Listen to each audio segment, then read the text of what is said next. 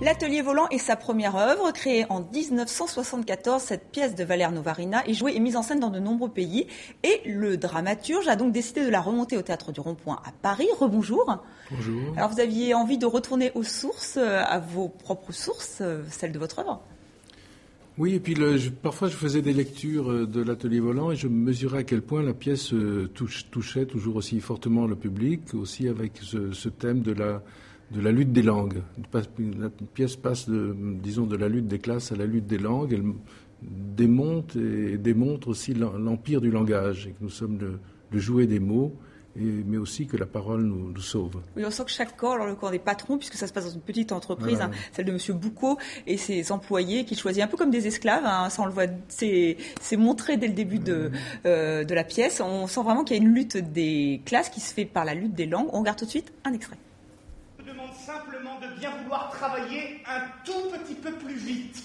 Je sais que vous avez parfois couché sur vos bureaux, à gripper à vos établis des moments de doute, des tentations de mouvements de rébellion contre les sociétés.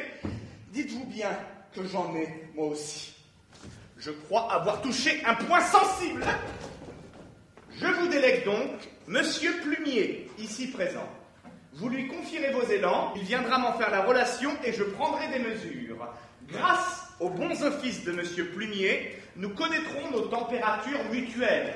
Faites-lui confiance, il représente vos intérêts. Oui, chers camarades, soyez sûrs que quoi qu'il arrive, je suis à vos côtés. J'ai moi-même jadis travaillé de mes mains, oui, ma mise est sobre, ce qui prouve que je suis foncièrement honnête.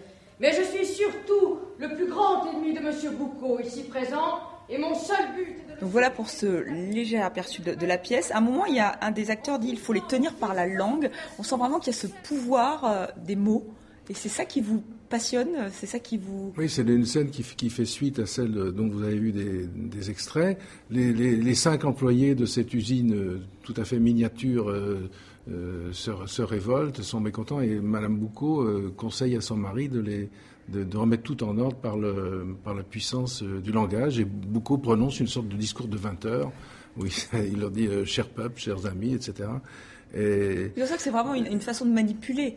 Alors, d'un côté de manipuler et de l'autre de s'insurger.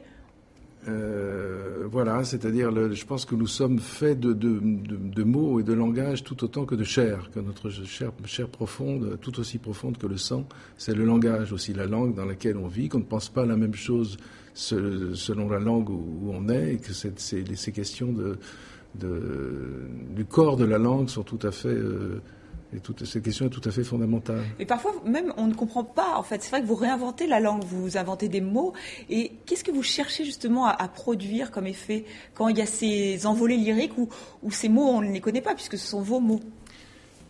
Il me semble que toute idée plate du langage est fausse. Toute idée du langage comme un schéma sur une feuille de papier, il faut reprendre conscience que le langage agit en volume, agit d'abord dans notre corps, profondément à l'intérieur de notre corps, et agit aussi dans l'espace.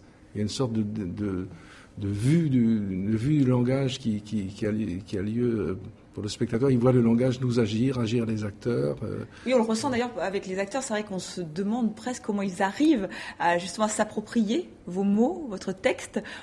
J'ai lu une comparaison, on parle d'athlètes novariniens. Qu'est-ce que vous en pensez ?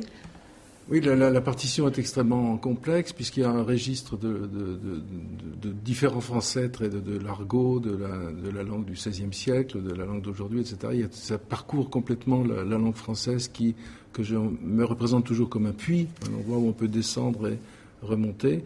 Et puis, mais il faut que les acteurs, peu à peu, cette partition, ils la rattachent à la langue telle qu'on l'entend autour de nous.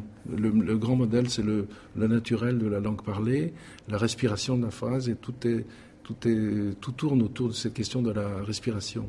Et on dit que c'est difficile quand même, c'est vraiment un travail peut-être un peu plus difficile que pour d'autres textes. Vous en avez conscience? Mais ils ont beaucoup de peine à se mettre à apprendre le texte, mais une fois que le texte est su, c'est à jamais. Ils peuvent 20 ans après rejouer le texte, il est gravé. Et vous nous rappelez qu'en 1974, on avait décidé de ne pas rediffuser la pièce, puisque c'était à la veille d'un grand référendum. Donc on pensait vraiment qu'il pouvait y avoir un impact, puisque c'est vrai que c'est une pièce engagée, vous êtes un auteur engagé. Est-ce que vous n'êtes pas frustré aujourd'hui de cette dimension engagée qui a peut-être pas vraiment disparu de la part des auteurs, mais on ne sent pas le même impact peut-être au niveau de la société? J'ai senti le même impact parce que le pouvoir a réagi aussi à cette pièce. Par exemple, peut-être une partie du pouvoir culturel. Il y a eu une grande polémique dans l'accueil de la pièce dans les journaux, et ça m'a dans le fond réjoui, et ça m'a convaincu de sa virulence, de son efficacité. Toujours, c'est une pièce qui dérange énormément. Et vous pensez qu'elle serait aussi actuelle aujourd'hui? Parce que vous parlez de la crise, vous parlez des rapports humains au sein de l'entreprise, et vraiment, c'est en 74, mais aujourd'hui, c'est la même chose? Si vous voulez, le pouvoir du langage s'est encore développé à travers Internet, la télévision, etc. Le langage est encore plus important. Les questions de langue, de la parole sont tout à fait au centre de notre société. Je passe beaucoup de temps à examiner les titres des journaux, écouter les journaux télévisés, les mots qu'on emploie, et la façon dont un mot remplace un autre peu à peu, et le langage nous gouverne aussi sans qu'on s'en aperçoive. Enfin, il y a des manipulateurs du langage, mais aussi une érosion naturelle des mots qui fait que D'où la nécessité et l'envie donc de remonter cette scène donc au Théâtre du Rond-Point. Merci encore d'avoir accepté notre invitation, Valère Novarina. Je rappelle que c'est jusqu'au 6 octobre, donc l'atelier volant au Théâtre du Rond-Point. Merci. Et c'est la fin de ce journal. Merci à vous de l'avoir suivi. Restez sur TV5 Monde.